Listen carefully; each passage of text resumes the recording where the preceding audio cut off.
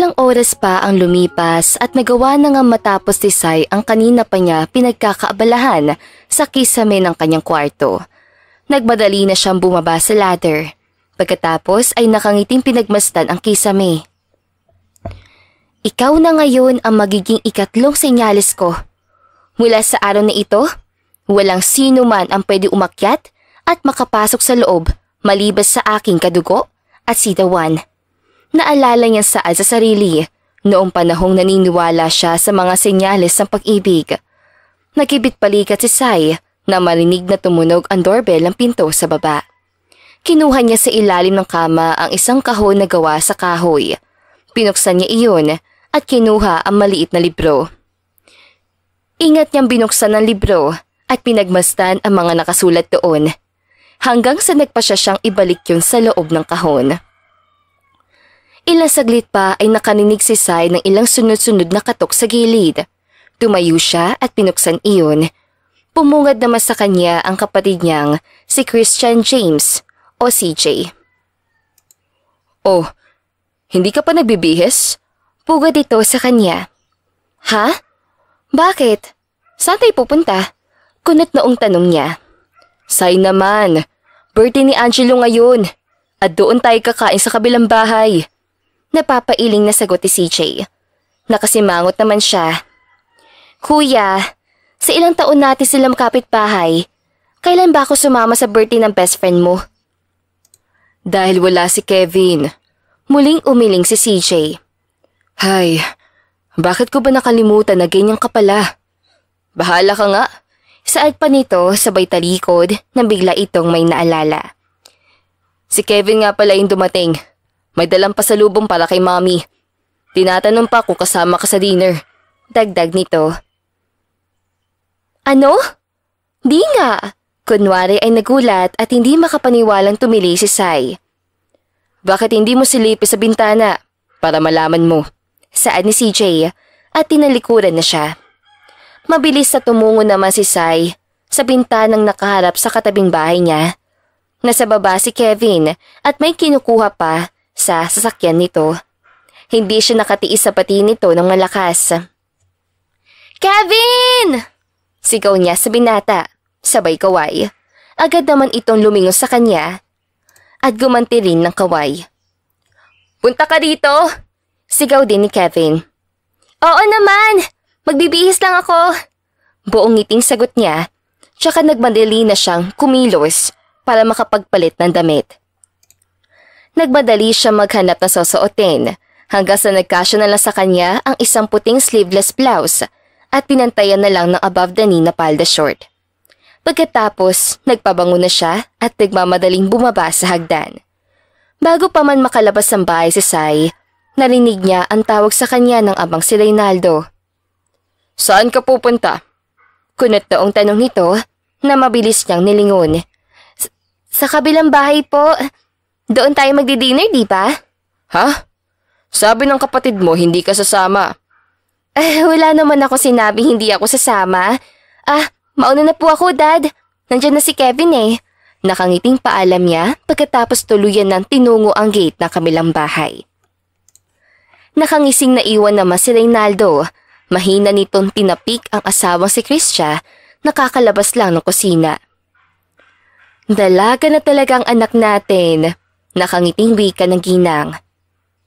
Yeah, parang kailan lang. Ang bata pa rin ko umasta. Magbe-21 na pero tignan mo. Nakita si Kevin kaya nagmadaling pumunta sa kabila. Ngayon lang nagka-oras si Kevin sa birthday ng kuya niya. Nako, hayaan mo ng anak natin para hindi ka naman dumaan sa mga ganyan. Malala ka pa nga kung tutuusin. Biro ni Reynaldo sabay niyakap si Kristia. Ang sabihin mo, impluwensya sila mama at papa sa mga batang yan. Makapagdiis na nga, nakakayakin na Andre. Sige, tumingin lang ako sa hinanda ni Aling Belen para sa aga nila bukas. I'm good to go. Hintayin na lang kita sa salas. Hi Kevin! Tawag ni Sai sa lalaking palabas ng gate. Saan ka pupunta? Kunot noong tanong niya sa binata. May susunduin lang. Ikaw, sino kasama mo? Nagtatakan tanong ni Kevin sa kanya. Wala. Nagpauna lang ako sa kanila. Mabuti naman at nakarating ka ngayon. Nakangiting saad niya. Kaya nga mabuti na lang wala akong trabaho. Isa itong senior head consultant sa malaking construction company. Kaya naman kung saan bahagi ng Pilipinas ito pinapadala. Come in. Sa kabilang kanto lang naman ako. Kami lang din na sa loob. Alam mo naman si kuya. Ayaw na masyadong matao. Teka, sandali. Awat ni Sai kay Kevin na agad din tong nilingon siya. Oh, bakit? Kasi alanganing saad ni Sai. Lumapit muli si Kevin sa kanya tsaka tinapik ang kanyang balikat. Huwag ka mag-alala. Mabait naman si kuya. Kung hindi ka komportable, you can wait for me here. Hindi naman ako magtatagal. Sakto naman lumabas ang nanay ni Kevin na si Mrs. Thea de la Cruz. Oh iha, nandito ka na pala. Nakangiting tawag ito sa kanya. Good evening po tita. Bati niya sa ginang. Sabay nagbeso siya dito. Masuyong tinapik na kansya nito sa likod. Halika na, pasok. Nasaan ang daddy mo? Susunod na raw po sila tita. Sagot ni Sai na walang nagawang nang hawakan siya ni Mrs. Thea sa kamay papasok sa loob ng bahay. Matagal na rin mula na makatapak siya sa loob ng bahay. Ilan na naroon ng karamihan ay kapitbahay nila sa ibang bahay at halos kakilala niya. Sa isang gawin naman, ang ilang kasamahan ni Angelo sa trabaho na masayang nagkakwentuhan. Akala ko ba kaunti lang? Kevin! Isang sikat na engineer si Angelo. At sa edad na 25, masasabing successful na ito sa larangan niya. Siya ang nagmamay-ari sa isang architectural firm na isa sa malaking projects niyang hinahawakan.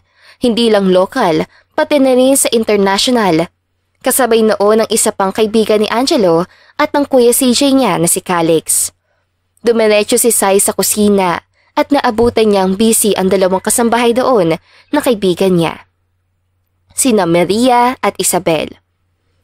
Ate Maria! Tawag ni Sai sa babaeng abala sa paghahanda ng mga lutong putahe. Gulat na napagawi ng tingin ang dalawa. Nagkatingin na sila na para bang big deal na nandoon siya. Himala at pumunta ka, nakangiting wika ni Maria. Anong reaction yan? Pahingi mo ng tubig te.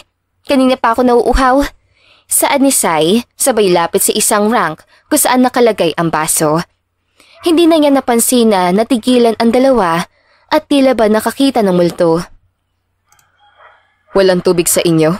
Isang malakas at pamilyar na boses ang nagpabalikwas kay Sai na akmang kukuha na sana ng baso. It was Angelo. Hindi niya namalayang dumating na pala yun. Napaismid siya na magtama ang mga mata nila na lalaki naglakad sa gawi niya. Walang pasintabi na kumuha ito ng basong nasa harapan niya. Kaunti na lang ang pagitan nilang dalawa.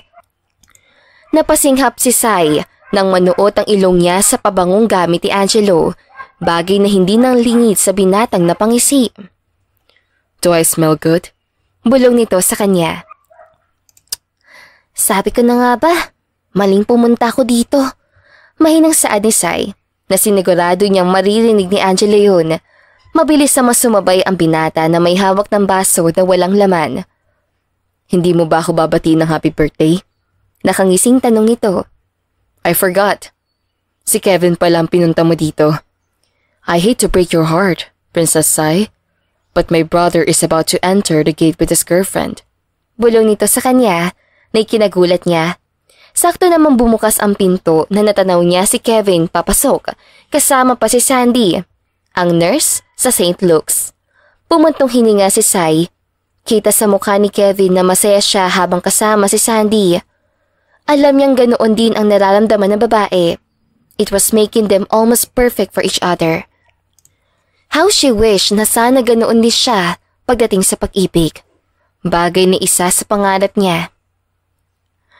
Nandito ka pala, Sai! Nakangising sa lubong sa kanya ng kapatid na si Aaron. Pinandilatan niya ito. Halata naman kasi sa mga mata nito na nanunukso, maging ang ngiting ginawa ng kuya CJ niya. Hindi na siya muling kinausap o nilapitan ni Angelo na basta na lang siyang iniwan kanina. Madalas na nagkakahulihan sila ng tingin na palagi niyang kinakairita. Nakatuon sa mga titig ni Angelo ang hindi maitagong kantsaw at tukso na halata namang alam niya kung para saan iyon. Hindi lamang sa nakakatandang kapatid ni Kevin, kundi maging sa kanyang mga kapatid. After dinner, nagmamadaling tinungo ni Sai ang likurang bahagi ng tahanan ng mga De La Cruz. May maliit na kubo doon na madalas silang tambayan noong panahong nag-aaral pa sila ni Kevin. Wala sa loob na nakatingala si Sai.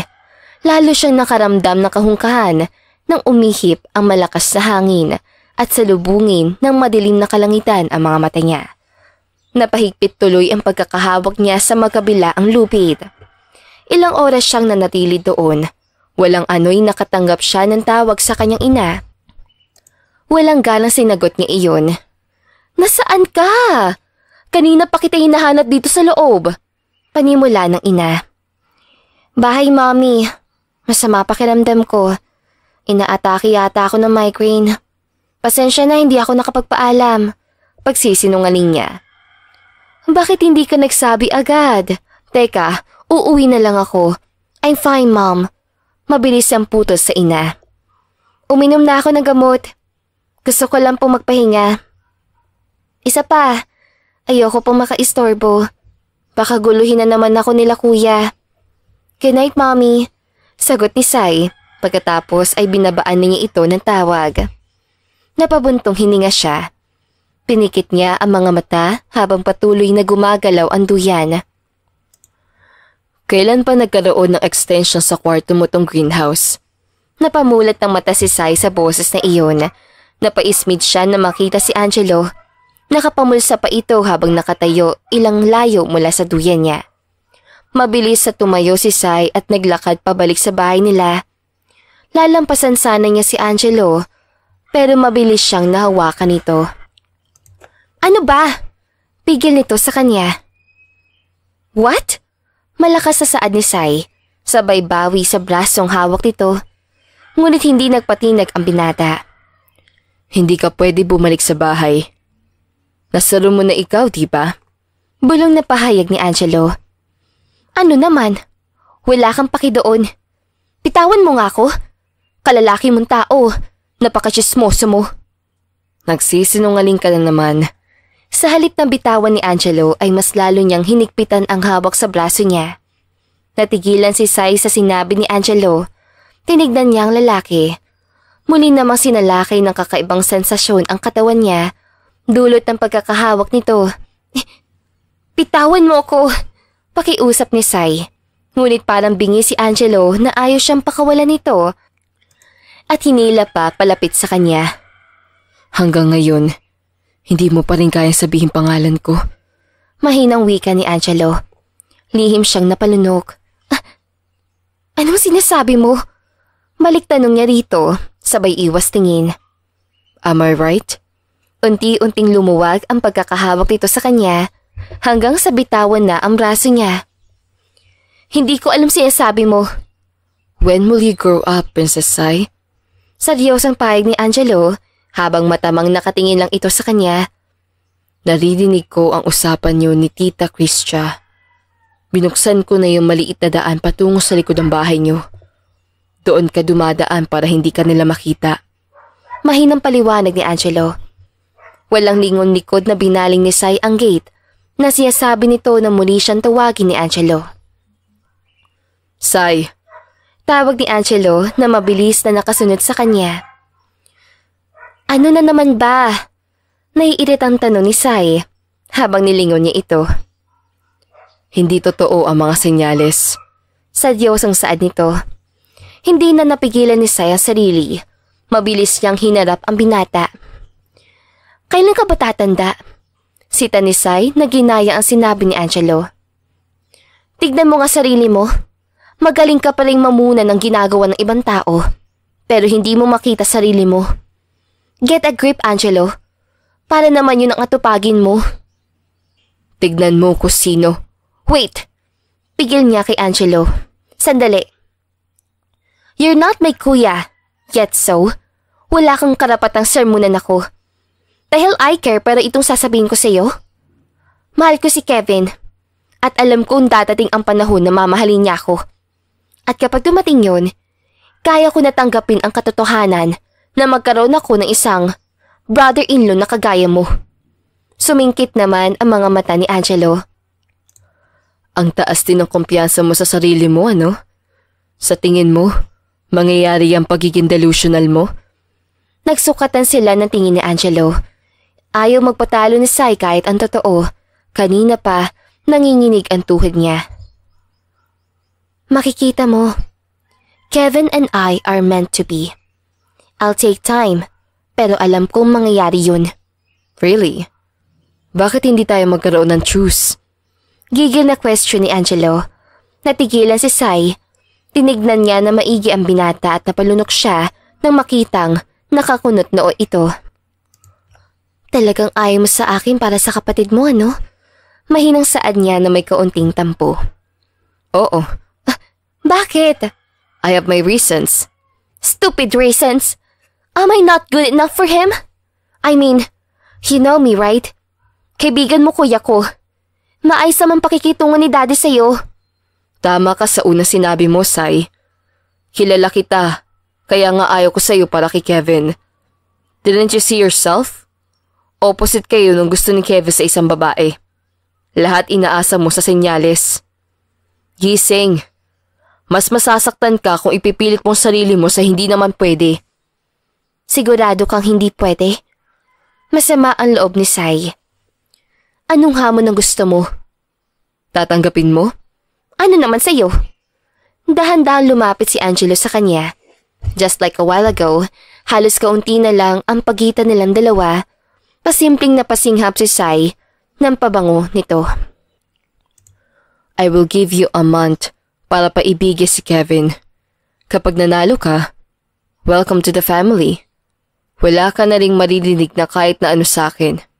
Pero, kapag walang nangyari sa isang buwan, alam mo na ang gagawin mo. Kakalimutan ko si Kevin? Yep. Napalatak si Sai. Tihado naman yata ako. Isang buwan lang? Tapos pag nabigo ako, maglalaho ako na parang wala lang? Natawa na mahina si Angelo. Pagkatapos ay ginulo ang buhok niya na lalo niyang kinainis. Be matured enough, Sai. Harapin ang totoong buhay. I understand. Ikaw ang prinsesa na Sarah. But you're not getting younger. Malaki ang mundo kung titignan. Maganda yun. Kasya sa 4 na sulok tong kwarto mo kasama ang mga senyales sa walang katuturan. Act according to your age. At makikita mong tama ang sinasabi ko. Marahas na hinablot ni Sai ang kamay nito sa ulo niya. Anong tingin mo sa akin? Bata? Hindi ba? Namumula ang mukha ni Sai. Sige, tatanggapin ko. Kapag natalo ako, walang nangyari sa 2 buwan. Mawawala ang Sai na pagpapakilala mo. Pero sinasabi ko, I will have it my way. Huwag kang manggugulo sa mga plano ko. Matapang niya sagot, kahit alam na talo na siya sa laban na iyon. But she had to deal with it. For the last time, for a certain reason. Cole, ikaw bahala sa diskarte. Kapag nanalo ako, magiging mabait ka sa akin. Tatanggapin mo ako as your sister-in-law at aaralin mo rin yung ginawa kong kanta dati. Take it or leave it. Sandali namang napaisip si Angelo. Walang alam si Angelo kapag dating sa music. Pero nakikita nitong porsigido si Sai kahit alam nitong matatalo siya. Game. We have a deal. I will text you when I forgot about it. Ngiting wika ni Sai sabay lahad ng kamay ni Angelo. Nakipagkamay siya sa binata. Hindi naman maintindihan ni Sai ang nararamdaman sa oras sa iyon. You still have my number, right? Pil yung wika ni Angelo. Kukunin ko kay Kuya CJ. Aalis na ako. Paninigurado pa niya na nakaangat ang kabilang kilay. Game. Good luck, Sai. Just let me know kung kailan ka magsisimula. Huwag kang mag-alala. Ngayon pa lang, mag-iipon na ako ng tissue para tulungan ka sa luha mo pagkatapos ng buwan. Pangaasar ni Angelo. Ngumisi na lang si Sai at mabilis ang iniwan ang binata. Mabilis sa umakyat sa kwarto si Sai. Hinagis niya sa kama ang bag at mabigat na binagsak ang katawan. Tumihaya siya at tumitik sa kisame. Napangiti siya nang maalala ang eksenang nangyari noong nakaraan. Isang dahilan para layuan niya si Angelo. Inis na napabangon si Sai at pumunta sa banyo. Tumingin siya sa sarili at wala sa loob niyang hinaplos ang labi. Good morning, Kevin! Masayang bati ni Sai sa binata kinaumagahan. Nililinisan nito ang sasakyan. Agad siyang kumapit sa lagpas bewang na bakod na nakapagita sa kanilang bahay. Sai? Aga mo nagising ah. Linggo ngayon. Magsisimba kami nila daddy. Kami rin. Sabay na tayo. Ay ni Kevin, nakiningiti niya. Talaga? Sige. Medyo matagal na rin tayong hindi nagkasabay eh. Oo nga. Parang dati, palagi tayong magkasama. Busy na kasi ako after graduation. Natatawang saan ni Kevin. Kuya, andito ka pala. Bati ni Kevin na biglang dumating si Angelo. Tawisan ito, indikasyon na kagagaling lang sa pagtakbo. Naningkit naman ang mata nito nang makita si Sai na agad nagpakawala rin ng ngiti. Good morning, Kuya Kevin. Paano? Magbibihis pa ako.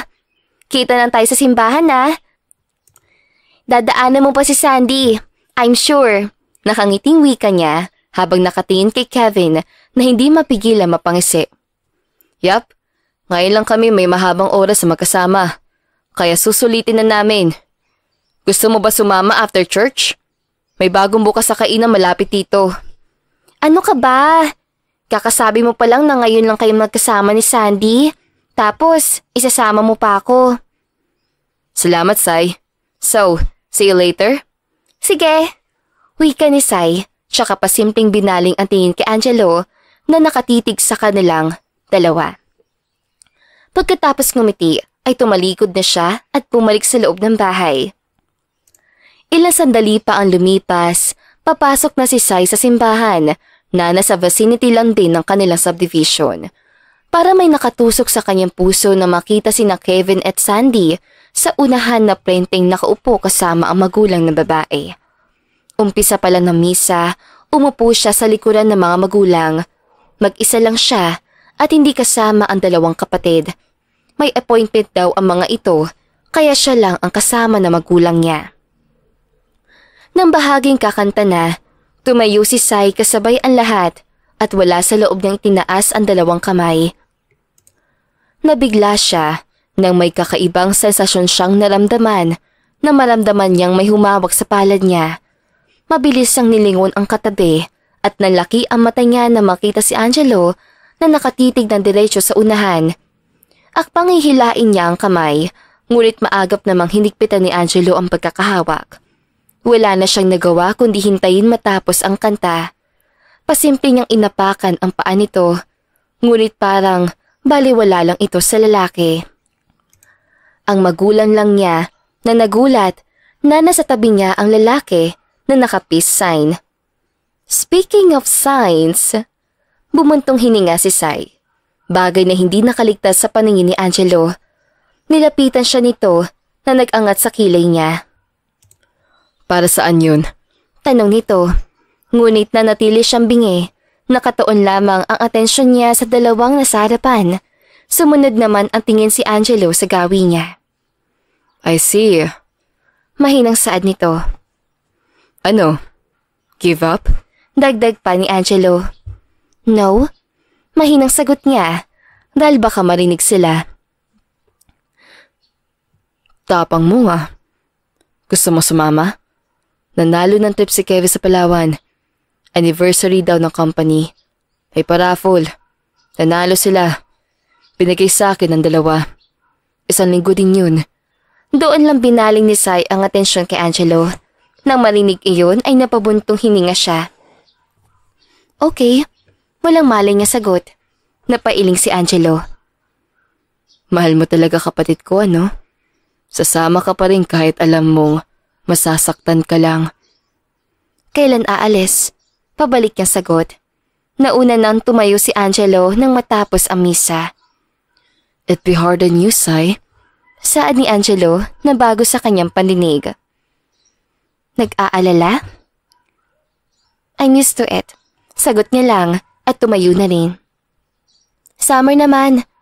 Papayagan ako ni na Mami. Just let me know kung kailan. Para makapaghanda ako.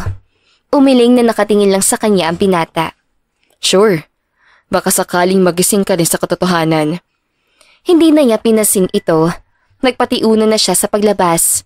May kausap pa ang magulang niya at wala siyang plano na magtagal doon. Sinundan na lang ni Angelo ng tingin. Wala naman sa plano ni Angelo na yayain sa trip sa CJ, pati already insisted na si Sai na lang ang isasama niya. Nakarinig naman ng katok ng pinto si Sai. 3 araw matapos sila mag-usap ni Angelo sa simbahan, pumungad sa kanya si CJ na seryoso ang muka. Ano naman nakain mo? At gusto mo sumama sa trip nila Kevin? Panimula saad ng kapatid niya at walang pasabing dire-diretso sa silid niya. Lumapit ito sa kanya kung saan nakakalat ang mga damit na kanyang hinahanda para sa biyahe. Inibitahan ako ng kaibigan mo, kuya. Sagot lang niya. Which is very unusual for Angelo. Sa kanila ako galing, Sai. Sabi lang ni Angelo, sayang yung ticket. Naiintindihan ko naman feelings mo kay Kevin. Pero hindi naman yata tamang magpakababa ka sa... Sorry, Sai. Napapailing na hinarap ni Sai ang kapatid. Kuya, gusto ko lang magbakasyon. Malay mo, after 1 week, wala na akong nararamdaman kay Kevin. Hindi dahil may nobya siya, kundi dahil wala na talaga. Keep your reason with you, Sai. We love you, right? Ayaw naming nakikita ka sinasaktan. Masyado kang exaggerated, kuya. Oo, may pagkaisip bata ako. Pero hindi naman naabot sa puntong immature ako sa pakiramdam ko. I need this, hindi para sa sarili ko, kundi gusto ko rin malaman kung totoo ba talaga ang love signs. Sai, kapag nagmahal ka, hindi mo dapat tinitignan sa mga senyales. Kapag nasaktan ka, ibig sabihin nagmamahal ka. Kapag masaya ka, yun ay dahil nagmamahal ka at hindi dahil sa mga senyales mo. Love and love do its job.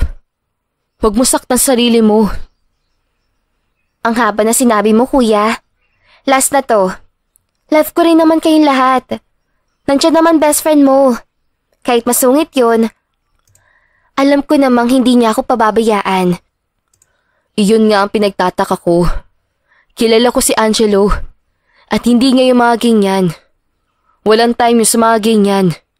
Ewan ko at bigla na lang nag-aya. Sa dami ng tao, ikaw pa talaga. Basta, tawagan mo kami kapag nandoon ka na. At Sai, uulitin ko. Don't let yourself get hurt again. Gusto mo yata, ikaw na lang ang sumama sa kanya. Nakangiting pinisil ni CJ ang ilong niya. Sige na, ituloy mo na yung hinahanda mo. Ako na maghahatid sa'yo sa airport bukas. Saad niya at pumalik na si Sai sa pwesto. Sinabihan ko na ni si Angelo na mananagot siya sa akin kapag may nangyaring masama sa iyo. Basta tumawag ka kapag may problema. Tawagan mo na si Lola Beth dahil miss ka na. Gusto ko nga raw hinamin kaso magbabakasyon ka pala. Ngumiti si Sai na mabanggit ang lola. Miss ko na rin siya. Hindi bale, dalawin ko na lang sila ni Lolo Pandong kapag tapos ang bakasyon ko. Mas maiging tawagan mo ngayon dahil sa tindi ng lungkot mo after bakasyon ninyo makalimutan mo sila. Pilyong saad ni CJ. Kuya naman, magtatagumpay ako. Ramdam ko. Sabi ko na nga ba. Kilala na kita, Sai. Huwag mo kalimutan magsaya doon. Saglit. Saad ni CJ na nakatingala pa sa kisame. Ano nga palang nangyari dito? Tinanggal mo? Noong nakaraan ko pa pinintarahan yan. Naiirita ako. Lumabas ka na nga. Good night. Sige na. May hahanapin pa akong papeles sa ilamin ni Angelo para sa application niya papuntang US. Nabigla si Sai sa narinig. What application? US as in sa Santa Mesa? Baliw. US as in United States. Pinag-iisipan niya yung offer. Ako na muna gagawa ng draft habang wala siya. Sige na, good night. Tumango na lang si Sai sa sinabi ng kapatid. Nang isara nito ang pinto ay nanghihinayos siyang sinandal ang likod. Kinabukasan, handa na si Sai para sa biyahe. Hinatid siya ng kuya, gaya na sinabi nito. Katabi ng kuya niya si Angelo, habang nasa likuran naman sina Kevin at Sandy. Good morning, Sai! Nakangiting bati ni Sandy sa kanya. Nakangiting tinanguan na lang niya ito. Pumasok na siya sa loob ng sasakyan at naupo sa tabi nito. Nakapagitan ito sa kanila ni Kevin. Isang oras lumipas, nasa departure na sila. Nagpatiuran na pumasok ang dalawang magnobyo sa eroplano. Kasunod nila si Angelo. Magkatabi ng upuan ang dalawa. Kumurot ang puso niya na makita ang dalawa. Hinanap na lang niya ang upuang nakalaan para sa kanya. Doon tayo. Saad ni Angelo na nasa lukaran pala niya.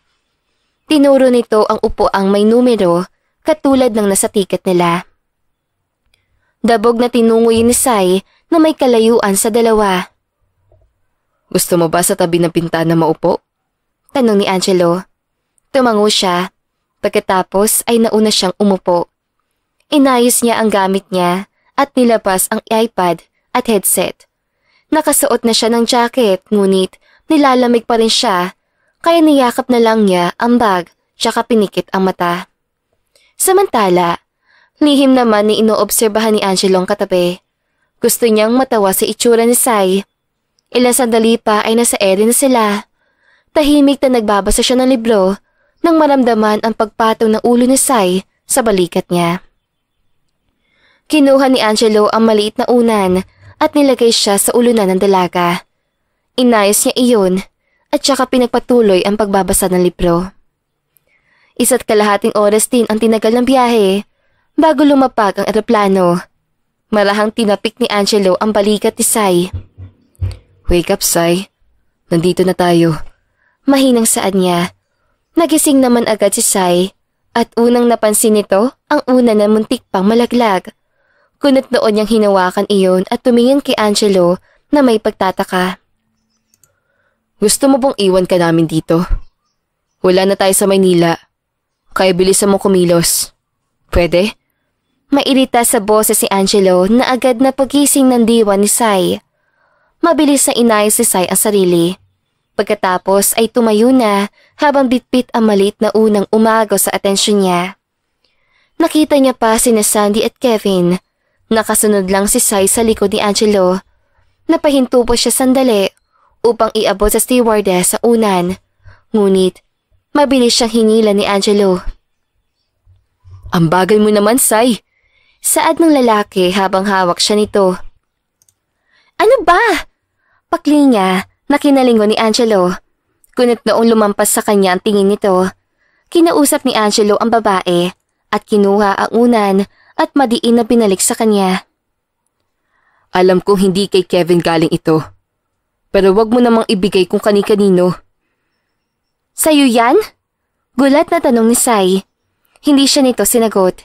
Bagkus nagpatuloy lang ito sa pagbaba ng eroplano. Ang tagal niyo. Bugad na tanong ni Kevin na naghihintay sa labas ng airport. Ilang sandali pang dumating ang lalaki na may cart na dala ang mga gamit nila. Hindi na sila naghintay na matagal dahil may nakaparada na doong sasakyan patungo sa resort. Tahimik lang na minasidisay ang paligid. Katulad lang ulit ang peso nila kanina. Ilang saglit pa, tumunog ang cellphone ni Sai. It was Benedict, her gay best friend. Hello? Malungkot niyang bate. Babae! Nandito ako sa inyo! Nagbakasyon ka daw? Malakas sa wika ng kaibigan. Napangiwi naman si Sai. Iya. As in, ganyan lang ibubungad mo? Magbabakasyon ka pala. Hindi mo man lang sinabi sa akin. Ano pa silbi ng pagkakaibigan natin kung... Hoy, teka nga.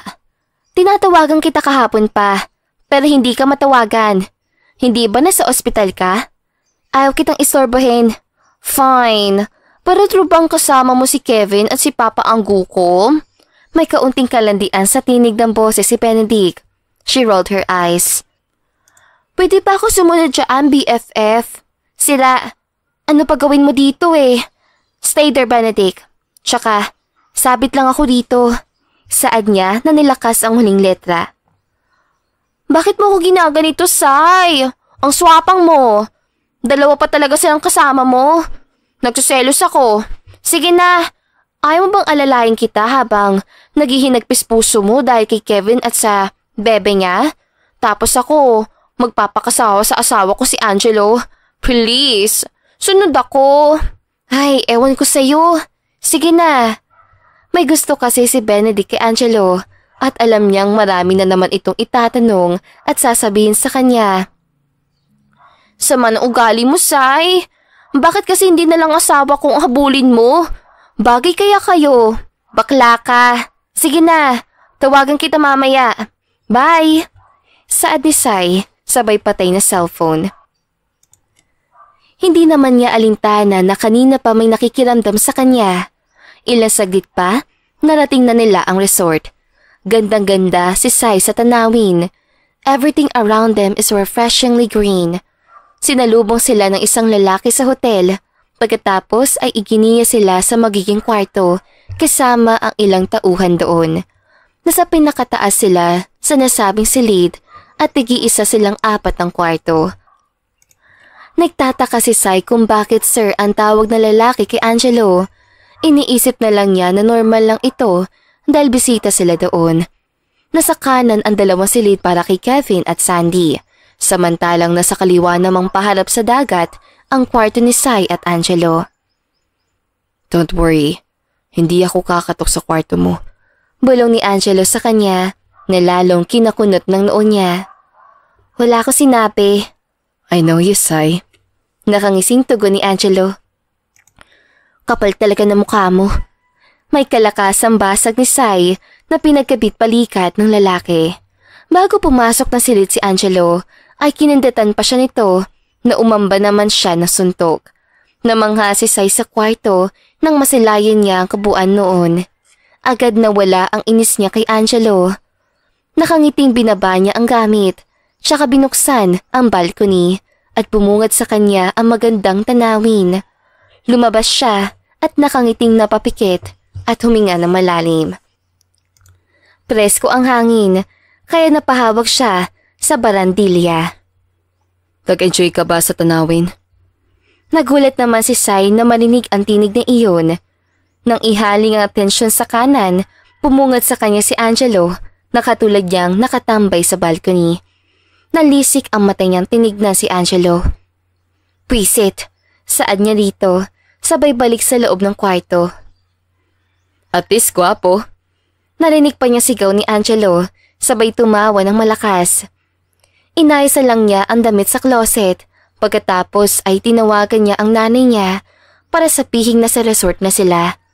Nag-text rin siya sa 2 kapatid, pati na rin sa daddy niya. Nakangiting humiga siya sa kama, tsaka tumitig sa kisame. Hindi na namalayan ni Sai na nakatulog pala siya, hanggang sa magising siya sa sunod-sunod na katok. Inis niyang bumangon kahit pasabog ang mukha niya. Tamad niyang binuksan ang pinto at bumungad sa paningin niya ang lukot na mukha ni Angelo. Ano? Akala ko ba hindi ka kakatok? Panimula niya, ngunit wala itong sagot. Nanatili lang itong nakatitig sa kanya. Hoy! Pumalakpak pa siya sa ere. Alam kong maganda ako kahit bagong gising. Tila nagising naman si Angelo. Feeling mo lang yun. Nasa coffee shop sina Kevin at Sandy. Gabi na rin, in case sa wala kang alam kung anong oras sa.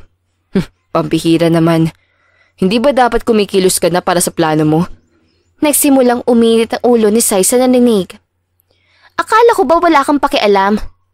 Nakatulog ako eh. Mauna ka na doon. Susunod na lang ako. Pwede ba?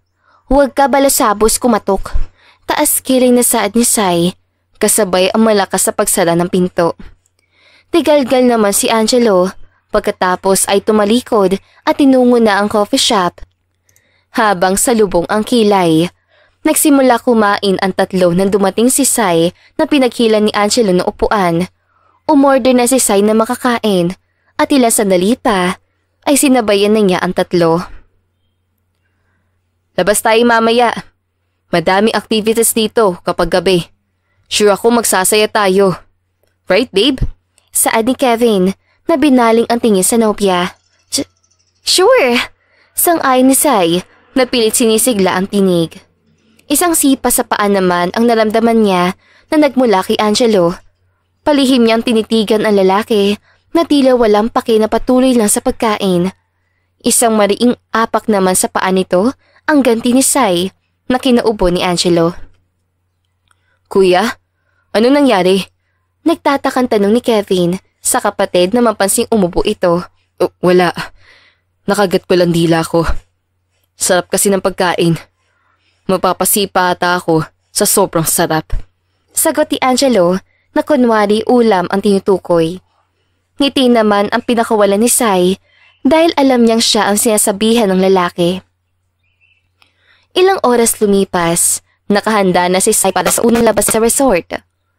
Sabay pa sila ni Angelo sa paglabas ng pinto. Taas ang kilay na nagpatiuna maglakad si Sai patungo sa elevator na mabilis samang sinundan ni Angelo. Silang dalawa lang ang tao sa elevator. Nang gumalaw iyon, tsaka naman nagsimulang kabahan si Sai. Hindi niya maintindihan ang nararamdaman na umalipin sa kanya. Tense? Wika ni Angelo na bahagyang nasa likuran niya. Huwag mo akong kausapin. Seryosong saad niya na nagpatawa sa binata. Palihim siyang napalunok. Ano bang problema mo? Malakas ang tinig na hinarap niya si Angelo. Wala. May sinasabi ba ako? Piling sagot ni Angelo. Nahuli ni Sai ang palihim na pag-aaral nito sa kabuuan niya. Stop staring at me like that, will you? Nakakainis ka na. Muli niyang asik sa lalaki.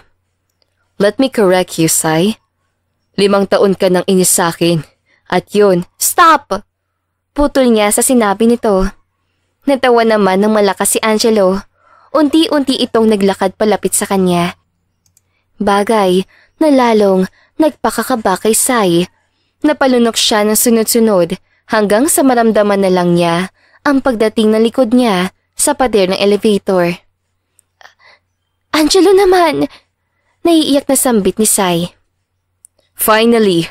Saad ni Angelo na tumawa ng malakas. Sabay ang pagbukas ng pinto na muntik pa siyang matumba dahil nakadikit ang likod niya doon. Mabilis sa hinapit ni Angelo ang bewang niya. Otomatiko naman siyang napakapit na mahigpit sa braso nito. Tinitigal lang siya na binata, tsaka nagpitiuna sa paglabas. Anong meron doon? You rude beast! Sigaw niya. Mabuti na lang walang tao doon. Agad na binaling sa kanya ang tingin. At hinintay sa magpang-abot silang dalawa. Ang sarap pala pakinggan kapag binabanggit mo pangalan ko, Sai. Saad nito at nagpatuloy ulit maglakad. Pwisit! Save your energy, Sai. Kailangan mo yan. Wika nito. Let's go. Nagtanong na kami kanina. May isang timber dito. Masarap na pagkain. At puro katutubo ang nandoon. Yaya ni Kevin nang masalubong nila ito. Sumunod si Sai hanggang sa maramdaman niya ang pag-alala ni Angelo sa siko niya. Napapiksi siya at nagmarcha pasunod sa dalawa. Napailing si Angelo at sinundan ng tingin si Sai bago sumunod. Maganda ang bar na kanilang napasukan. Native nga ang team nun. Try this, Sai. Printong palaka. Saad ni Kevin. Nasa pagitan nila ni Sandy ang lalaki. Samantalang nasa kabila naman si Angelo na tahimik lang. I'll just pass. Ngiwing tanggi ni Sai. Ano ka ba? Masarap yan. Saad ni Kevin. Tama si Kevin. Maraming ganito sa probinsya namin. Palagi kaming nanguhuli ng ganito dati. Look, sabat ni Sandy, nasige pa ang kain sa palaka. Napalunok si Sai at pinaling ang tingin kay Angelo. Nalihim siyang siniko. Sige, pilit niyang saad, sabay kuha sa pirasong palaka na hawak ni Kevin. Wala sa loob na napapalakpak si Sai, nalihim namang napapangiti si Angelo. Ilang saglit, nagulat si Sai na biglang hilain ng mga ilang kababaihan doon. Sandali! Angal niya. Go on! Saad ni Angelo na tumayo pa para magbigay daan at hinawakan pa sa bewang ni Sai para pasimpleng itulak palabas. Sandali! Bakit kinangahawak? Hindi na nakapalag si Sai, lalo na at may kung anong bagay na nakapatong sa ulo niya. Nagulat naman si Angelo sa suot na tradisyonal na iyon at dalawa silang hinila patungo sa gitna ng mahabang stage. Panay naman ang pagpapalakpak ni Kevin at Sandy sa kanila. Anong gagawin? Pulong ni Sai kay Angelo. Tumingkayat pa siya para maninig iyon ni Angelo. Wala. Just enjoy this. Minsan hayaan mo sarili mo mag-enjoy. Masaya naman ako sa buhay ko. Malas lang dahil ikaw ang kasama ko rito. Kaya ano pang ikakasi ako? Really? Gulat na wika ni Angelo sabay hawak kay Sai sa bewang at hapitin siya palapit. Gulat siya na napalunok pa nang magkalapit ang mukha nilang dalawa. Otomatiko niyang nilagay ang kamay sa dibdib ng binata. Nakita ni Sai na napalunok pa sa Angelo habang nakatitig sa kanya. Kapwa sila na pasinghap nang sabay na magsayaw ang mga nakapaligid sa kanila. May ilang ritual pa ang ginawa sa dalawa. May pinainom din sa kanila habang magkadikit ang mga braso at may bulaklak pa sa bigas at kung ano-ano pang isinaboy sa kanilang dalawa. Mabuhay ang bagong kasal!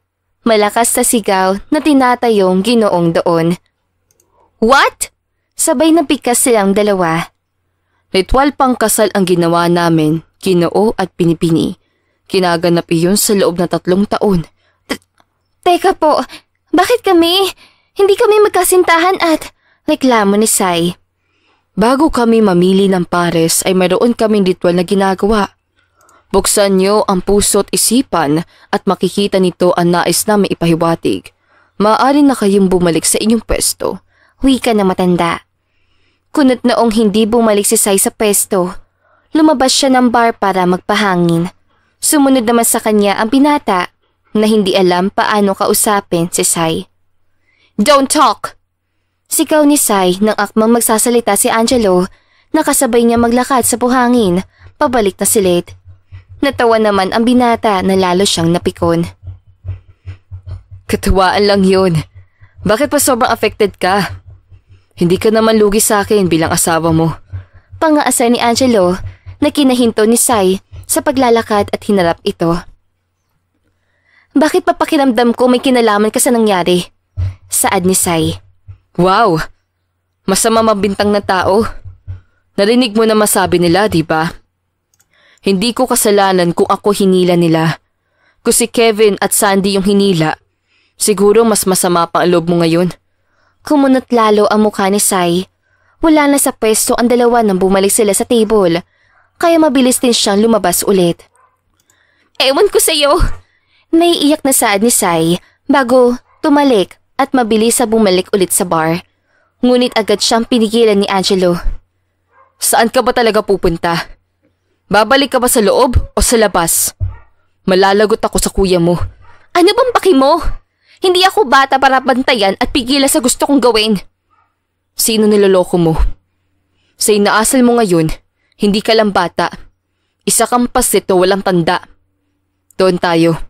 Saad ni Angelo, siya kahinila si Sai sa isang bahagi ng resort kung saan may open field concert. Ayoko! Saad ni Sai na huminto. Then, dito tayo. Hindi naman nagpaawat si Angelo. Nagkasiksika silang dalawa hanggang sa makalapit sila sa stage. Walang nagawa si Sai kung hindi sumunod na lang. Halo-halo ang amoy na nanonood sa ilong niya. Hanggang sa magulat siya nang yakapin siya ni Angelo para hindi masagi ng mga tao doon. Tila napapikit si Sai nang maamoy ang pabango ni Angelo. Nag-enjoy pa po ba kayo? Malakas sa tanong ng babaeng nasa stage. Hiyawan naman ang mga ginanti ng mga tao. Napangiti si Sai na marinig niya ang paboritong kanta na madalas siyang awitin. Namalay na lang niyang malakas na siyang sumasabay sa kanta kasabay ng pagtaas ng kamay sa ere. Ngumiti naman si Angelo na makita nito ang dalaga. Wala sa loob na sinamnyo niya ang buhok nito. Ang koro ng bulaklak ay suot pa rin ni Sai na lalong nagpatingkad sa kagandahan ni Sai. Tila napalitan naman ng romantiko ang tunog ng banda. Gamit ang instrumentong kawayan. Tila nag-utos kay Angelo upang lapitan ang dalagang nagulat nang tabihan niya at ilahad ng kamay. May I have this dance? Mababang tono niya sa dalaga na kinagulat nito. Anong ginagawa mo? Nakibit palikat si Angelo. Tsaka pilit na hinanap ang mata ni Sai. Sayang naman kung hindi tayo magsasaya ng todo. Sayang ang ganda ng kanta kung hahayaan na lang nating ibang tao ang isipin. Come on, Sai. Tignan mo sila. They seem to enjoy every moment of it. Hahayaan mo na lang ba? Tantanan mo ko Babalang wika ni Sai. Ngunit hindi na nilubayan ni Angelo nang damdaming sumakop sa kanya. Mabilis siyang hinapit ang bewang nito hanggang sa kusa na nitong nilagay ang kamay sa balikat niya. Angelo grabbed her on her waist, made her forget almost everything. Natanging dito na lamang nakasentro ang buong atensyon niya, just like before. Napakagat ng labis si Sai na magtama ang mata nila. Ramdam niya bahagyang panginginig na lalaki na nagpalito sa kanya. Napansin niyang dahan-dahang umaangat ang isang kamay nito at maingat na hinaplos ang pisngi niya. Angelo, sambit ni Sai. Tila nabuhay ang isang bahagi ng pagkatao niya na nakatulog sa loob ng mahabang panahon. She could almost hear her heartbeat na naging eratiko ang takbo. His head dove a little closer to her. Nang hawakan ni Angelo ang leeg ng dalaga ay tuluyan nang nawala sa katinuan si Sai. She was about to close her eyes, expecting him to finally cut the distance between them, na marinig niya ang masigabong palakpakan. Nakatuon naman sa kanila ang tingin ng tao, maging ang banda sa stage. Tapos sa pala itong tumugtog na hindi nila alam. I think we should go back to the hotel. Saad ng binata. Napatango na lang siya, tsaka mabilis sa bumalik sa hotel. It was midnight, nang tahimik na makabalik sila sa hotel. I'm happy that you enjoyed the night. Mag-island hopping daw bukas. Sama ka? Mapait nang ngumiti si Sai. Pilit niyang inaalis ang eksena sa bar. After that, hahayaan kitang makita mong nasasaktan ako. Ipapaalala mo sa akin na mali ang nararamdaman ko sa kapatid mo. Naglakad si Angelo palapit sa kanya at huminto. Her hands were shaking. Sai. Ano, Angelo? Gagawa ka ng sariling senaryo para madistract ako sa pagkuha ng atensyon ni Kevin? Baka nga tama ka. Nawala na itong nararamdaman ko sa kanya. Baka magising na ako sa katotohanan. Baka dumating din yung araw na dahil sa napapasunod mo ako sa gusto mo. Humakbang muli si Angelo palapit at akmang yayakapin siya, ngunit mabilis siyang umatras at pinigilan ito. No, Sai. I never planned. Tell me, Angelo. Hanggang ngayon ba tingin mo sa akin? 15 anyos na nangahas na mahalin ka. Batang pinagtatawanan mo noon dahil inaakala mo ikaw ang sign sa hiningi ko sa Diyos. Akala ko ito gusto mo. Ang mahalin kapatid mo dahil mas bagay kami. Inaantok na ako. Sana pagising ko, panaginip lang ito. Bye. Turan ni Sai, tsaka mabilis sa pumasok sa loob na silid niya. Walang nagawa si Angelo kundi hayaan ang dalaga. Muli niyang tinungo ang silid at pinagsak ang katawan sa kama. Hindi siya makatulog ng gabing iyon. Nakatanaw siya sa malawak na karagatan habang bumangon siya sa tabi ng bintana. Hindi mawala sa isip niya ang sakit na nakita sa mukha ni Sai. That very same reactions na hindi nito kayang itago magmula noon. Napapikit na mariin si Angelo. Kasabay ng pagbalik ang alaalang, alam niyang malaking bahagi ng pagkatao niya. He likes Sai. Kahit pa childish ito, ngunit hindi niya magawang aminin, kaya sinabihan niya ang dalaga na si Kevin na lang dahil mas bagay sila. He owned the resort, but he kept it secret dahil ayaw niyang masira ang tiwala ng kapatid ni Sai sa kanya. Ilang saglit pa nang biglang tumunog ang cellphone niya. It was Kevin. Kevin, napatawag ka. Kuya, pasensya na. We have to go. What? Saan ka pupunta? Nagka-problema sa site ko sa Davao. Kailangan ako doon bukas.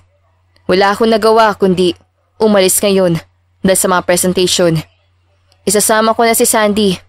Sorry kuya, ikaw na bahala kay Sai. Alam ko na alam niyang ikaw may-ari nito. Hindi sinasagot tawag ko eh. Saglit, napailing na lang si Angelo nang babaan na siya ng cellphone nito. It's about time. Napangiti siya. Tsaka may hinanap sa gallery ng phone niya. Sa kabila, 4 na missed calls mula kay Kevin ang bumungad kay Sai pagtingin sa kanyang phone paggising kinabukasan. Agad siyang tumawag dito, ngunit putol ang linya. Mabilis siyang naligo at nagmadaling lumabas ng kwarto. Ngunit nakasalubong naman niya pabalik si Angelo. Napasinghap si Sai na makita ito. Nakangiting nilapitan siya ni Angelo at humarang sa daanan niya. Good morning. Bati nito. Inirapan niya ito. What's good in the morning? Sungit ah. Mag-almusal ka na. Hindi na kita hinintay dahil baka napasarap tulog mo. Ewan ko sa'yo.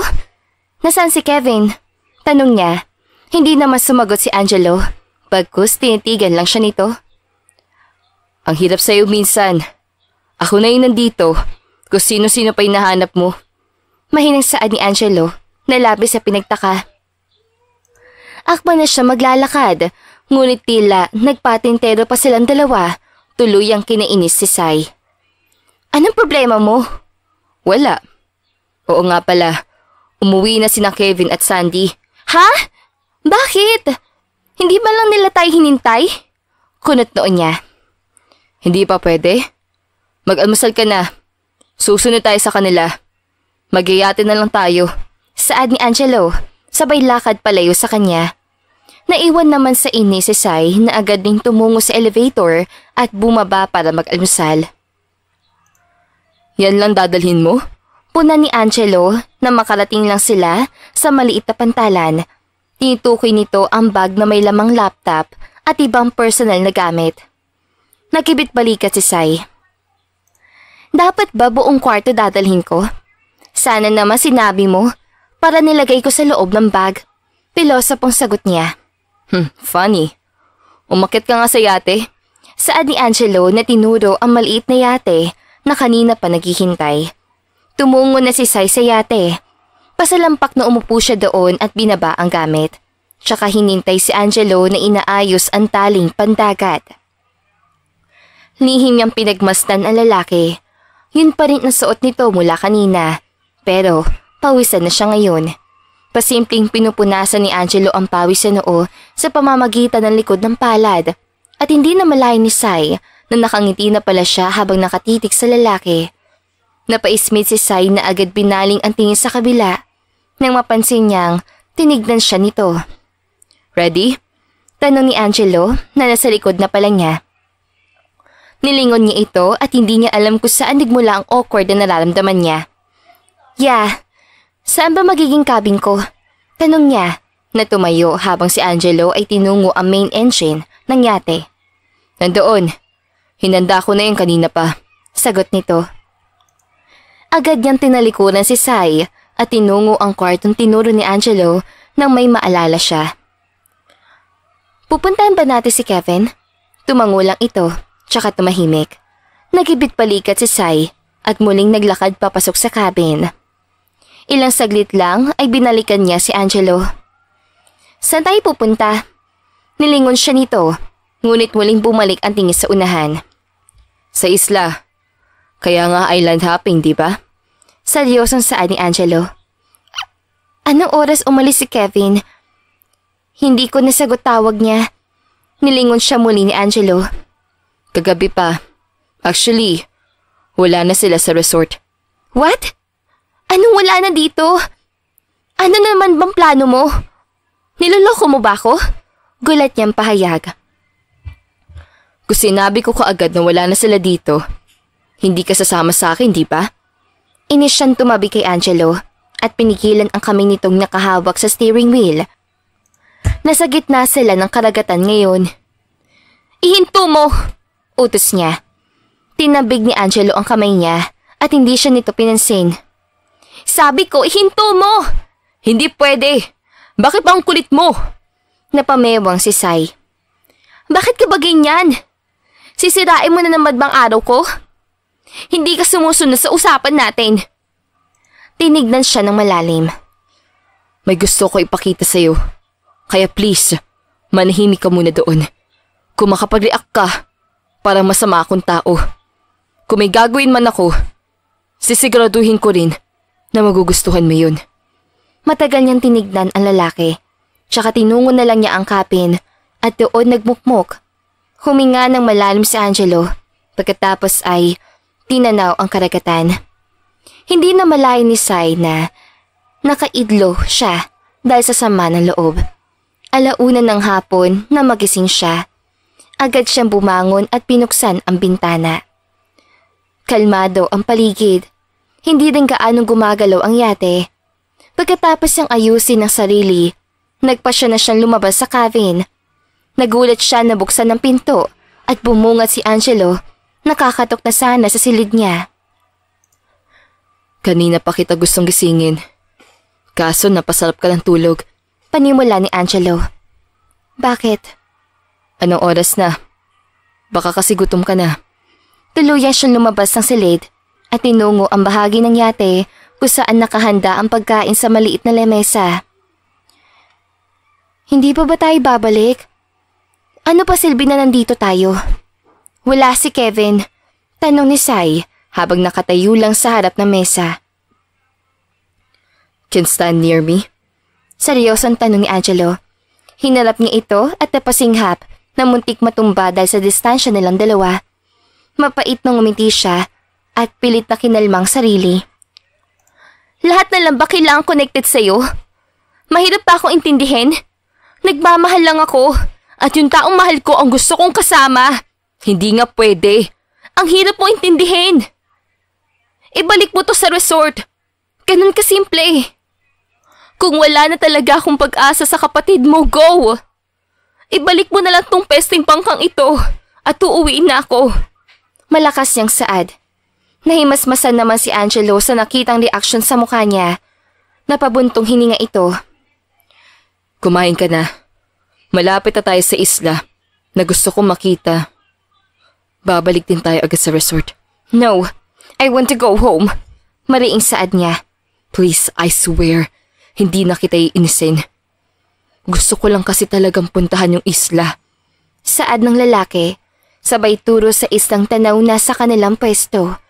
Napako ang tingin niya sa isla. It was so enchanting. What she saw at that moment was something na hindi niya pwedeng palampasin. Hinarap niya ang lalaki. Nangatog naman ang tuhod niya na maalala ang gabing kinakalimutan niya. Okay, promise na uuwi din tayo agad. As in, agad. Hindi ka nakakain? Tinalikuran niya ito at malakas sa tunog ng nagsarang pinto ang narinig ni Angelo. Ilang oras ang lumipas nang marating nilang isla. Kaagad itong bumaba pagkatapos maisampa ng maayos ang yate at maayos na tinali sa maliit na puno. Lumabas naman siya at nang manaog, mabilis siyang nilapitan ni Angelo. Akma na sana siyang aalalayan pero mabilis siyang pumalag. Kaya ko, saad niya, tsaka tinaluntod ang maliit na hagdan, sukbit ang bag niya. Nakasabit sa leeg niya ang isang kamera. Nagkibit balikat si Angelo, pagkatapos ay hinayaan si Sai na bumaba at padabog na binagsak ang dalampag sa puno ng niyog. Huwag ka dyan! Baka mahulugan ka ng niyog! Saway ni Angelo, nadala na rin ng ilang gamit ito. Paki mo ba? Mapapatay ako ng ama mo pa nagkataon. Bakit pa panay ang singhal mo? Wow! Sana nga mahulugan ako ng nyog para mapatay ka nila. Hoy, nyog! Sigaw ni Sai habang nakatingala sa taas ng puno. Bagsakan mo na ako! 3 piraso para sigurado! Nang mawala na sa landas ko, ang malolokong gaya ng iba rito! Isang batok naman ang inabot niya kay Angelo na nasa likod na pala niya.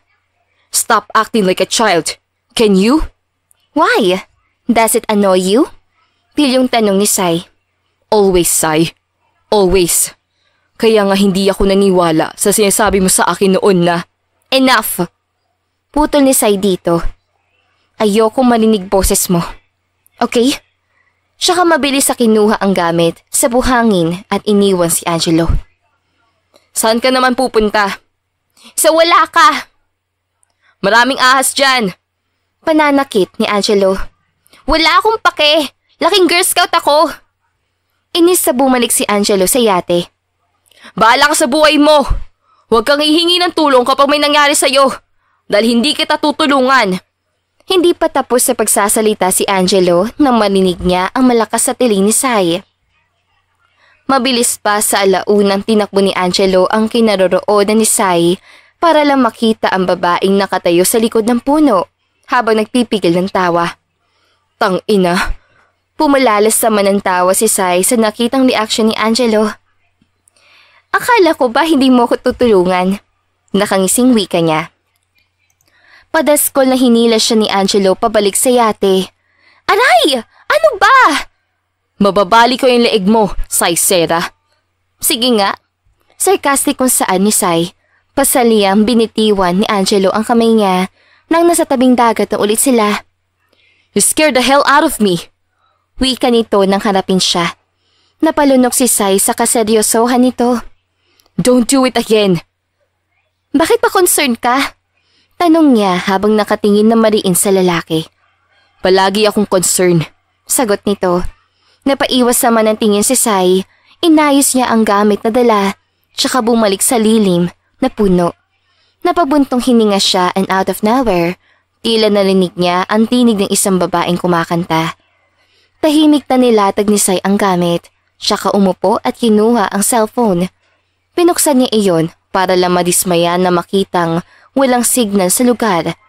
Napailing si Sai sa nakitang ginagawa ng lalaki. Hindi nga namalayo na lumapit na pala si Angelo at umupo sa tabi niya. Napaigtad naman si Sai sa ginawa ng lalaki. Anong ginagawa mo dito? Kain na tayo. Tila batang sagot ni Angelo. Napaangat ng kilay si Sai. Anong drama yan? Nalukot ang mukha ni Angelo. Hindi ako nagdadrama. Hindi ba pwedeng kahit ilang saglit? Maramdaman ko na okay tayo. May kalakip na tampo sa tinig nito. Wala sa loob na din naman niya ang noo ni Angelo. Wala ka namang sakit? Pahayag niya. Mabilis sa kinuha ni Angelo ang kamay niya at saka mahigpit nitong hinawakan. Pwede naman, di ba, Sai? Pwedeng ano? Utal na tanong ni Sai. Kahit ngayon lang. Pwede tayo magkasundo. Magkunwaring walang mataas na pader sa pagitan natin. Basta masaya lang. Seryoso nitong Saad. Napalunok siya. Anong nangyayari sa'yo? Okay ka lang ba? May sakit ka? Cancer? Nalalaki ang mga mata niya. I don't know. Kung kailangan ko magmakaawa ngayon sa harapan mo, gagawin ko. Gusto ko lang maging okay tayo. Pwede naman hindi pa. May problema ka nga. Hindi mapigilan saan ni Sai. Kilala na ni Sai ang binata. Kapag ganon ito makitungo, malamang ay may gumugulo sa isipan nito. Binitiwan ni Angelo ang kamay niya, saka tinanaw ang kalmadong dagat. Tinanggap ko na yung offer sa US. Mahinang asal nito. Ha? Gulat na saan ni Sai na mabilis pa niyang tinitigan ang binata. Sabi ni Kuya, may kailangan ka pang gawin. Paano firm mo? Pilit nang umiti si Angelo. Pagkatapos ay tumayo na. Gutom na ako. Tara na. Saad nito, sabay lahat ng palos sa kanya. Hindi mo pa ako sinasagot. Maktol ni Sai. Bakit? Naliligo ka ba para sagutin kita? Pangaasar ni Angelo.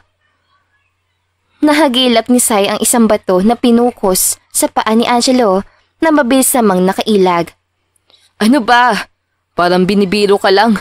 Pikon agad. Ewan ko sa'yo. Kumain ka mag-isa mo. Hinila siya ni Angelo. Tara na. Batang ina naman. Natatawang wika nito. Hindi nakapalag si Sai dahil sa higpit ng hawak ni Angelo sa kanya. Pagkatapos ay inakbayan siya nito at kinulo ang buhok niya. Hindi na ako bata! Sigaw niya habang nagpupumigla sa pagkakahawak ng binata. I don't believe you. Kumbisin mo naman ako, baby Sai. Saad pa ni Angelo. Ewan ko sa'yo, De La Cruz. Buisit ka! Hindi alam ni Sai kung saan nagmula ang nararamdaman nito. Pakiramdam niya ang komportable ng paligid habang kasama si Angelo. Hindi nawala ang asaran at pikunan sa pagitan nila. Pero hindi maitatangging pareho silang masaya. Hoy, tulala ka na naman sa akin. Saad ni Angelo na nagpabalik kay Sai sa kasalukuyan. Tahimik naman si Angelo na nanatiling nakatingin sa kanya. Nagdulot iyon sa kanya na hindi maipaliwanag na dahilan. Uy, namumula. Iniisip mo ko, no? Biro ng binata. Leche. Singhal niya dito, sabay abot ng bote ng tubig. Hoy! Pigil ni Angelo. Maagap na napigilan siya nito sa braso. Sorry na, ate makulit. Natutuwa lang ako pag namumula ka. Ang ganda mo lalo. Dagdag pa nito. Nilalandi mo ba ako? Tanong ni Sai sa binata na kinakunat ng noon nito. Tsaka muling ngumisi na nakakaloko at bahagyang hinila siya palapit dito. Paano kung oo? Anong gagawin mo? Balik tanong nito sa kanya na unti pang lumapit. Paano kung sabihin ko hindi tayo aalis dito hanggat hindi ko nagagawang baguhin ang damdamin mo? Paano kung gusto ko ituloy yung mangyayari sana ng gabing iyon? Nablangko ang isip niya sa narinig.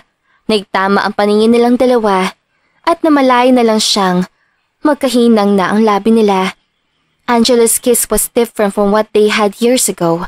Mas madiin yun, ravishing every part of her with intense delight. And she had to admit, matagal na niyang hiniling na mangyari iyon. Tumigil ito sa ginagawang paghalik sa kanya, pero hindi siya nito binitiwan. Instead, he cupped her face with his hands and started talking. Believe me, hurting you was not my intention, but I have to do it. Bata ka pa. What do you mean? Naghintay ako ng paliwanag mo kahit alam kong ako ang may kasalanan. Pero wala kang sinabi. Iniwan mo lang ako na parang wala. Sai, ngayon, ano to? Hindi mo intensyong saktan ako pero ginawa mo pa rin by turning your back on me and left me? Bata pa ako. Pero kaya kong intindihin kung nagpapaliwanag ka lang. You made me believe you love me too. Tapos hindi pala. Tanggap ko sa sarili ko na talagang bata ako noon kaya ginawa ko ang lahat para kalimutan yun. I'm glad walang nakakaalam nun kahit sina mommy. I have myself saved from humiliation. Tama naman ako kahit paano, di ba? Infatuation lang nararamdaman mo sa akin kaya nga nahumaling ka sa kapatid ko. Hindi mapigilan mapaluhan ni Sai sa inis. May nakita siyang bato. Pinulot niya iyon at binato kay Angelo. Aray! Malakas sa daing nito habang napasapos sa noo na nagsimulang dumugo. Tulos sa kinatatayuan si Sai habang nakabuka ang bibig sa pagkabigla. Mabilis sa bumalik si Sai sa kinaroroonan ni Angelo at hindi alam kung ano ang gagawin. Sorry, akala ko iilag ka. Hindi umimik si Angelo. Tinungo nito ang bag at nilabas ang panyo. Lumapit si Sai dito at inagaw ang panyong tinapal nito sa bukol na dumudugo. Let me. Wika niya. Nakaluhod si Angelo sa sandaling iyon, maging si Sai. Natahimik si Angelo na pinagmasdan ang dalaga. Nakuha pa rin itong ngumiti nang mapansin ang mukha ni Sai na may luha sa pisngi. Mabuti na lang at mabilis na natigilan ang dugo. May dalang ointment si Sai para sa sugat. Bakit ka nakangiti? Pansin ni Sai sa kanya habang inaayos ang panyo sa noo. Hindi ako nakangiti. May mata ka nga yata sa likod. Bulag naman, sagot niya. I know you, Sai. Kasalanan mo kung bakit ako mukhang manggagamot ngayon. Oo na. Ginagamit ka na. Malay ko bang mabagal ko umilag. Bakit kasi? Nangahalik? Isang malakas na batok ang ginawad niya kay Angelo. Puisit, saad niya, tsaka tumayo at kinuha ang kamera. Naghahanap na lang ako ng kambing. Mas patino pa ata silang kausap kaysa sayo. Huwag ka lalayo. Aalis na tayo maya-maya. Bili ni Angelo. Napabuntong hininga si Sai. Aminin man niya o hindi, alam niyang may katotohanan ang sinabi ni Angelo.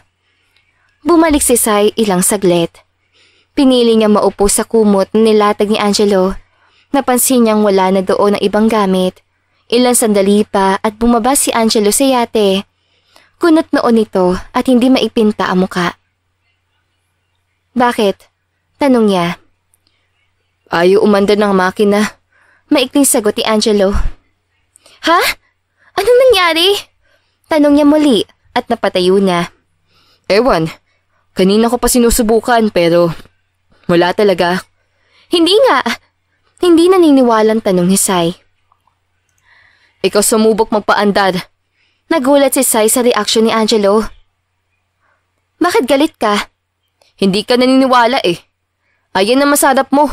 Kitang-kita mo na. Malay ko ba nagsasabi ka ng totoo? Ganyan ba ako kasinungaling sa tingin mo? Napalakas ang tanong ni Angelo sa kanya. Wala ako sinabi. Pero kung yan tingin mo, pwede rin. Magaling ka naman magdahilan. Seryoso to, Sai. Ayaw talaga. Sasakyan lang ang alam kong kalikutin. Hindi tong yate. Matagal silang nagtitigan. Nagsimula na dumilim ang paligid. Napakaganda ng sunset mula sa pwesto nila.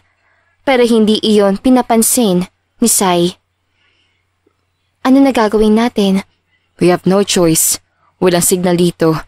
Magpapalipas muna tayo ng gabi dito. Dahil bukas, sigurado akong may maghahanap na sa atin.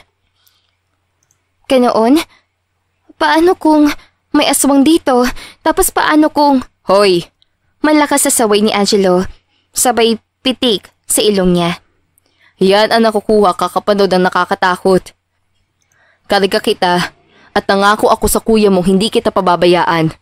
Paliwanag ni Angelo. Superhero ka pala. Sarcastic ang wika niya. Tumayo siya at kinuha ang gamit. Sana pasampa sa yate. Sumunod naman si Angelo na kinuha ang kumot na nakalatag. Tumiretso si Sai sa cabin. Nag-iisip siya sa sitwasyong kinauwian nila. Hindi siya natatakot sa mga elemento. Natatakot siya mismo sa sarili niya dahil naroon si Angelo. Ano na naman? Tamad na bungad niya nang buksan ang pinto. Kakain na. Sagot ni Angelo sabay talikod. Sumunod si Sai. Balot sila ng katahimikan habang kumakain. Mabuti na lang at marami silang pagkain doon. Hindi natagalan si Sai ang katahimikan, kaya mabilis siyang tinapos ang pagkain at tumayo. Tapos ka na? Nagtatakan tanong ni Angelo. Yeah, ang lamig kasi dito. Inaantok na rin ako. Sige, magpahinga ka na. May tsaka sa closet. Gamitin mo na yun. Tumango na lang siya. Bumalik si Sai sa kwarto at humiga habang binabasa ang nasa kisame. Ilang beses din siyang napapikit at napalunok ng sunod-sunod na para bang sa ginagawang iyon ay may ibsan ang kabang kanina pa niya nararamdaman. Pumangon siya at sinilip ang maliwanag na buwan. Napayuko siya ng ulo at hindi nag-abala pangpunasan ang luha nang may maalala siya. Sakto namang dumating si Angelo na naramdaman niya ang paghaplos ng palad nito. I wasn't able to do this, Sai. Hanggang ngayon, nagsisisi ako. Panimula nito. Nang imulat ang mata niya, ay nagtama silang dalawa na paningin. Isang bagay na pamilyar sa kanya, pero ngayon ay kakaiba. Namulat ako sa kwento ng mga tao sa paligid ko. Nanalangin ako sa mga signs sa alam kong corny para sa iba. Pero wala akong pake.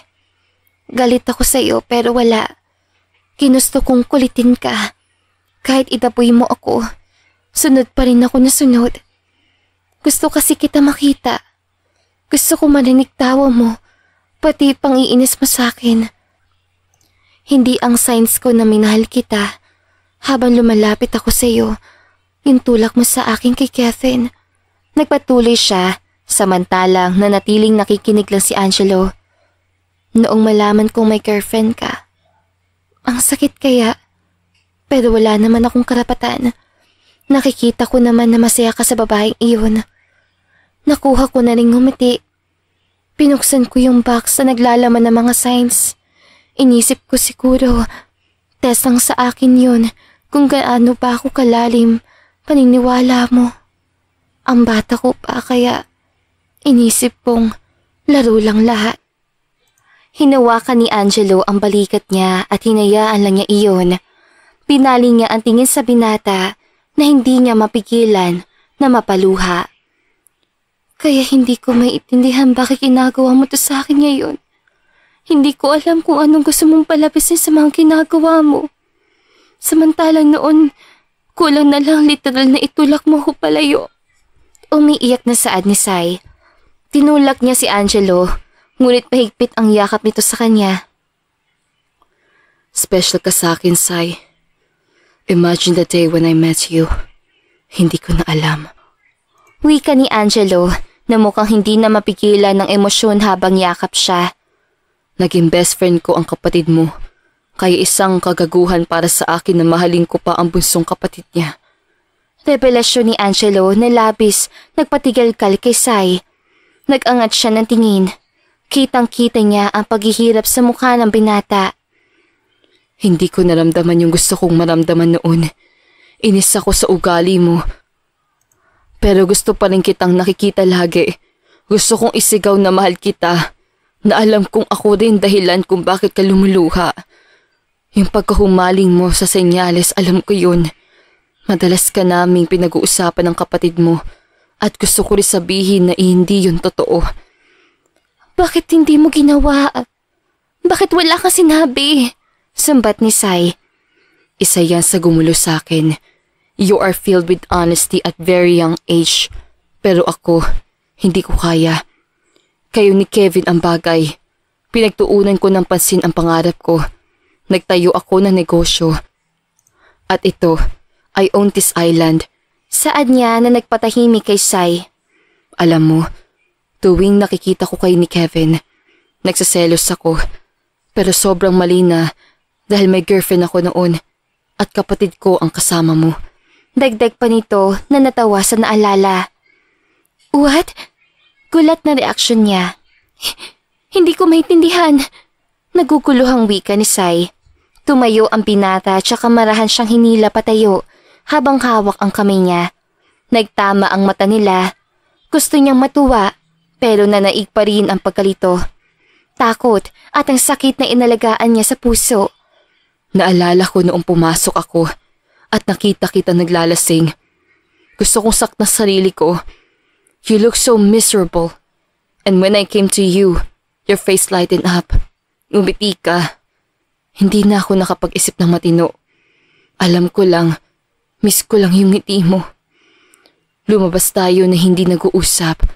Noong naisakay kita sa sasakyan, you started crying. Hinapo ni Angelo ang likod ni Sai. Tapos ginawa mo. Saad niya, tsaka tuluyan nang itinawid ang distansya sa mukha nila. Isang halik lang iyon sa umpisa, para siyang binalik sa tagpong 5 taon nang nakakaraan. She kissed him back with equal intensity. The kiss deepened at wala na sa loob na ikawit ni Sai ang braso sa leeg ni Angelo. Humigpit naman lalo ang yakap na binata when she responded. She felt his hands caressing her back at bawat daanan ng mga pala ni iyon ay bumubuhay sa sensasyong hindi niya sukat akalaing mararanasan ulit niya. Alam mo na ngayon na mahal kita, Sai. Nang imulat niya ang mata, nakita niya ang seryoso mukha ni Angelo. Marahan siyang tumango. Mahal kita, and I want you more than I wanted before. Saad ni Angelo. They both deep in sleep na magulantang sila sa kalabog. Napaigtad sila. "What's that?" tanong ni Sai. Hindi nakasagot si Angelo dahil isang kalabog muli ang narinig. Kasunod ang pag-alog ng yate na pumunit sa kanilang katahimikan. Mabilis na lumabas si Angelo at nagulat na mapagtantong nasa karagatan sila. Napigtad marahil ang taling umaalalay sa yate. "Angelo!" Sigaw ni Sai na nasa pinto ng cabin. "Diyan ka lang!" Sigaw ni Angelo sa kanya. Isang malakas na kidlat ang sumambulat. Pagkatapos ay umuugang yate.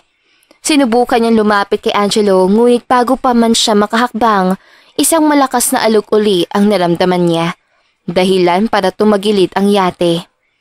Tulala si Sai na makitang unti-unting pinapasok ng tubig iyon. Isa pa muling malakas na alog ang nangyari. Naramdaman niyang umikot ang paningin niya at ang pagtama ng ulo sa matigas sa bagay. Dahilan para mawalan siya ng malay kasabay ang tuluyang pagtaob ng yate. Nasilaw si Sai sa liwanag nang imulat niya ang mata. Nakaramdam siya ng kirot sa ulo at pananakit na katawan. Napapikit siya nang maalala ang nangyari. Napabalikwas siya at nakita sa tabi ang mga magulang at kapatid, pati na rin ang kanyang lolo at lola. Anong nangyari? Si Angelo, tanong niya. Lumapit sa kanya ang ina at hinawakan ang palad niya. "Nasa ospital ka." Lumubog ang yate sinasakyan yun ni Angelo habang umuulan ng malakas. "Ulan?" Putol niya sa paliwanag ng ina. Tumayo ang lola niya at maluhang lumapit sa kanya. "Oo, apo. Mabuti na lang at agad ka niligtas si Angelo bago pa tuluyang lumubog ang yate. Mabuti na lang at nag-ikot ang rescuer kahit masama ang panahon. Si Angelo." "May pinuntahan lang. May galos at pasarin, pero maayos naman ang lagay niya," sagot ng kanyang ama. Nilibot ni Sai ang paningin. Pansin niyang mariing nakatingin sa kanya ang kuya niya, tsaka umiwas ito ng tingin at nagpaalam na lalabas muna. "Magpahinga ka, iha.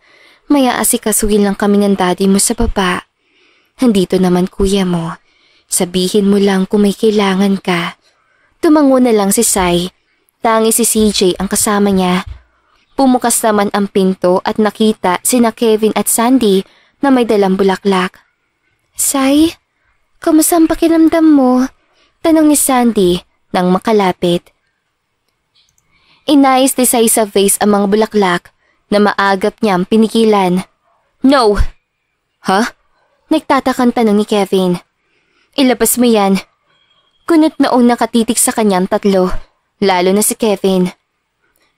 "Bakit?" "Basta, ayoko makita yan. Kayong lahat, labas muna. Gusto ko mapag-isa." Sigaw ni Sai. "Wyatt, labas!" Napatayo ang kapatid niya si CJ na hindi nagustuhan ng inasal niya. "Sai, ano ba?"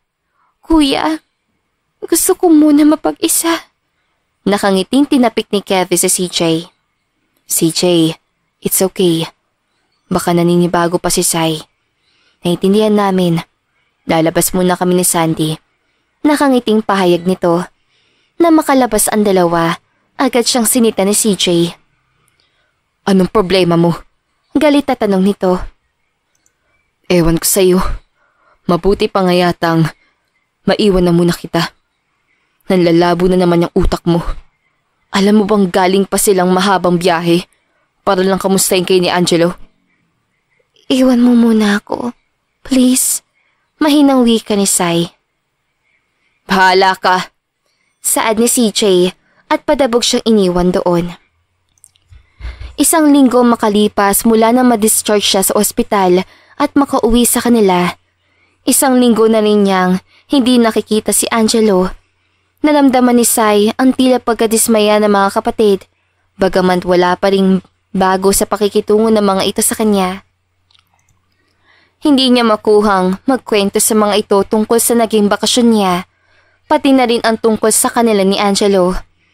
Wala sa loob na napatingin si Sai sa kisame nang maalala si Angelo. 10:00 na ng gabi at tahimik ang kabahayan.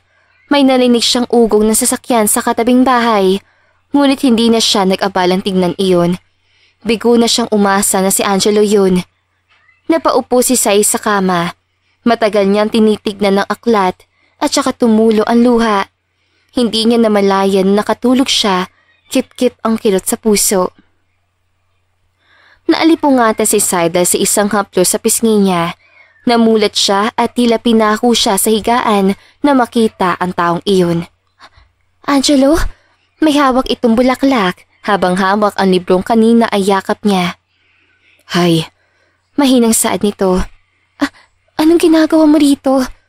Taas kilay niyang tanong. Hello, my Sai, sambit ni Angelo. My Sai, your face! Paano ka nakapasok dito? 10:00 na! Nakalak pinto! Nagtatakang tanong niya. Hiniram ko sa mami mo ang spare key. Nakangiting sagot ito. What? Bakit yung ginawa yun? Para gawin ang bagay na laso ko pa dapat ginawa. Pinalabas mo raw yung bulaklak na bigay ko noong nasa ospital ka. Kaya ito na lang dala ko. Panimula ni Angelo. Sa'yo galing yun? Hindi makapaniwala ang tanong ni Sai. Oo, tulog ka pa kasi. Kaya umalis muna ako para sunduin sina Kevin. Kaso nang paakit na ako sa room mo. Tsaka namang may kliyente. Tumawag sa akin kaya ang kapatid ko na lang ang pinauna ko. Malakas sa hinampas ni Sai ang binata sa balikat. Kahit kailan, nakakainis ka talaga. Akala ko si Kevin galing yun. Nasa listahan ko yun eh. Kinalimutan ko na kaso naalala ko nang biglang dumating yung... Kaya nagalit ako. Tapos sa'yo pala galing. Nakakainis ka. Natatawang wika niya. Mabilis sa niyakap ni Angelo. Nabasa ko. Miss na kita, Sai. Sorry kung natagalan ako bago kita kinausap.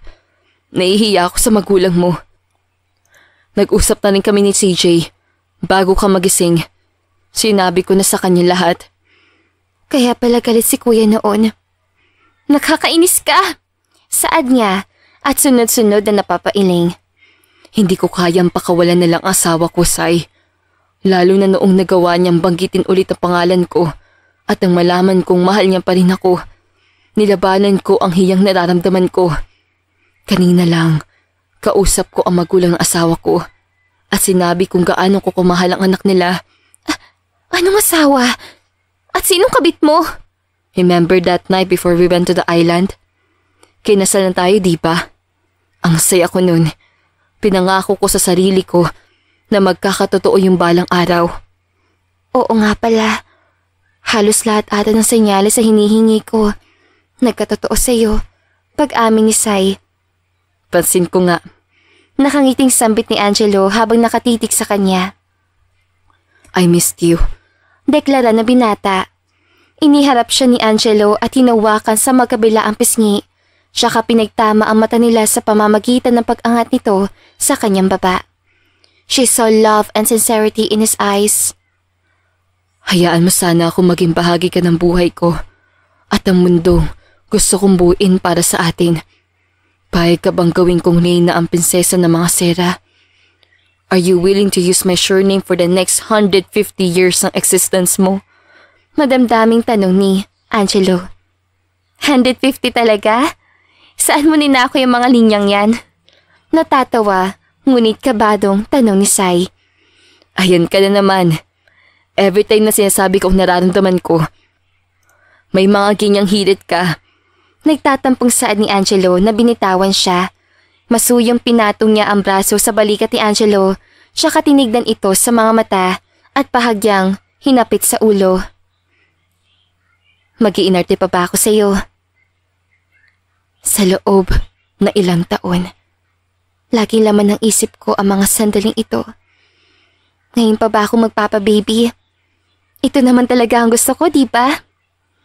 Oo, Angelo de la Cruz. Gusto kong maging bahagi ng mundo mo, na ako lang talaga ang reyna ng tahanan mo. At sasabihin ko sa'yo, ilang taon na ako nag-practice sa pirma gamit ang de la Cruz. Saad niya na nagpangiti kay Angelo. Natagal silang nakatitigan hanggang naging seryoso ang itsura nila. I love you so much. Sai Sera Este de la Cruz. Mahal na mahal din kita, Angelo de la Cruz. Sigaw niya. Dahan-dahan nagtagpo ang mga labi nila. Hindi nagmamadali. Punang-puno lang ng pagsuyo iyon. At dito na nga po nagtatapos ang magandang istoryang ito. Hanggang sa muli, paalam!